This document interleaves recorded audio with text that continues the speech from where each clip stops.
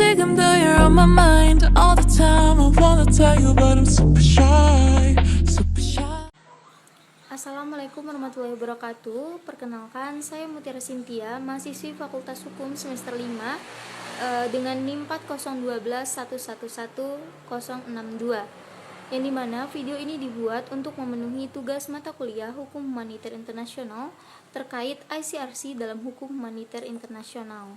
Nah, sebelum kita membahas lebih lanjut nih mengenai ICRC tersebut, ada baiknya kita mengetahui terlebih dahulu definisi dari ICRC itu.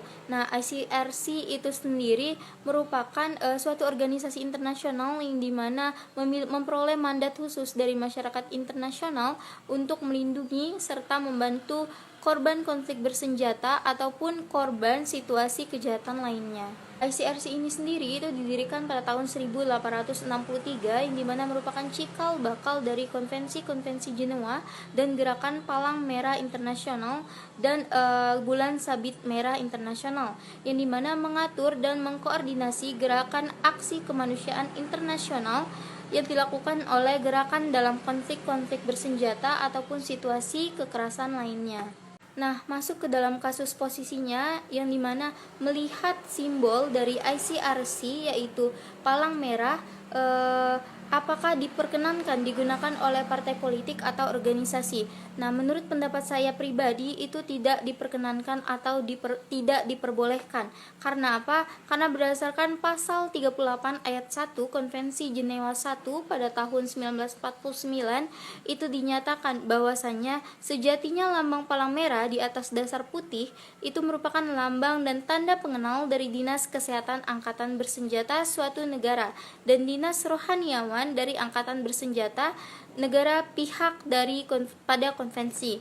Nah, dalam pasal 26 Konvensi Jenewa 1 juga telah menetapkan bahwasanya lambang palang merah juga digunakan oleh perhimpunan nasional yang resmi dari negara peserta konvensi. Dalam penggunaan simbol dari ICRC ini terdapat beberapa pihak yang berhak untuk menggunakan lambang palang merah, bulan sabit merah ataupun kristal merah. Dalam fungsinya ada dua, itu sebagai tanda pelindung dan sebagai tanda pengenal. Kita masuk yang pertama, sebagai tanda pelindung itu pada masa konflik bersenjata yang berhak menggunakan yaitu ada kesatuan medis dan rohaniawan militer suatu negara, kemudian perhimpunan nasional dari suatu negara yang diperbantukan pada kesatuan medis militer dan tunduk pada hukum serta peraturan militer. Kemudian yang terakhir, semua unit medis sipil dengan izin tertulis dan pengawasan dari pemerintah.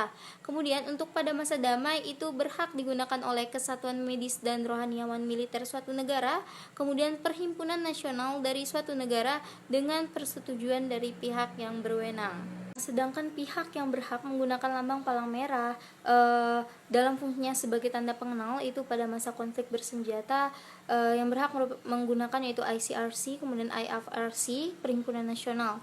Nah, sedangkan pada masa damai yaitu ada Perhimpunan Nasional, kemudian unit medis non gerakan dalam fungsinya untuk pertolongan pertama secara temporer sesuai dengan perundang-undangan nasional dan atas izin tertulis dari Perhimpunan Nasional.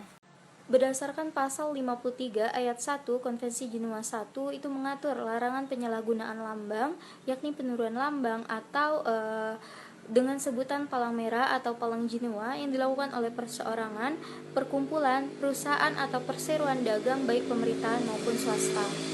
Melihat dari pandangan tersebut, maka pembahasan politik hukum tentang implementasi Konvensi Jenewa mengenai lambang palang merah itu menitik beratkan pengkajian kebijakan pemerintahan, bentuk peraturan yang dihasilkan dan materi normatif hukum, baik melalui usulan parlemen, pemerintah maupun masyarakat. Batasan ini itu tuh sekaligus menunjukkan adanya determinasi dari aspek politik yang lebih besar jika dibandingkan dengan aspek hukumnya.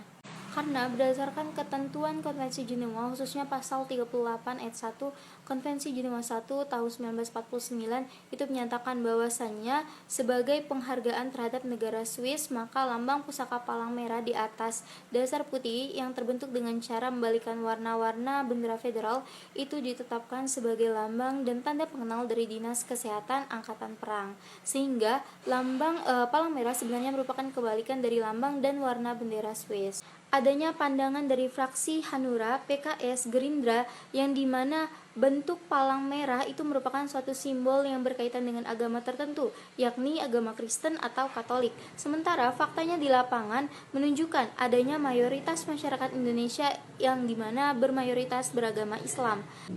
Faktor politik inilah yang ternyata berpengaruh terhadap politik hukum dalam pembentukan aturan pelaksanaan Konvensi Jenewa tentang lambang palang merah. Hal ini tercermin dalam perdebatan mengenai lambang, kelembagaan, kepengurusan, dan sumber pendanaan. Nah, jadi dapat disimpulkan bahwasannya tidak diperkenankan atau tidak diperbolehkan oleh partai politik ataupun organisasi untuk menggunakan simbol dari ICRC yakni palang merah, yang dimana melihat dari penjelasan RUU Kepalang-merahan pasal 28 butir E itu merupakan pelanggaran ketentuan Konvensi Jenewa 1949 karena pada hakikatnya pada setiap negara peserta konvensi itu hanya boleh terdapat satu perhimpunan nasional saja yang diakui oleh pemerintah yang sah dan hanya boleh terdapat satu jenis lambang perlindungan saja yang sesuai dengan lambang yang dipergunakan oleh angkatan bersenjata resminya. Baik, cukup sekian yang dapat saya sampaikan terkait ICRC dalam hukum humaniter internasional. Jika terdapat kesalahan kata, saya mohon maaf kepada Allah Subhanahu wa taala, saya mohon ampun. Akhir kata saya ucapkan wabillahi taufiq wal hidayah. Wassalamualaikum warahmatullahi wabarakatuh.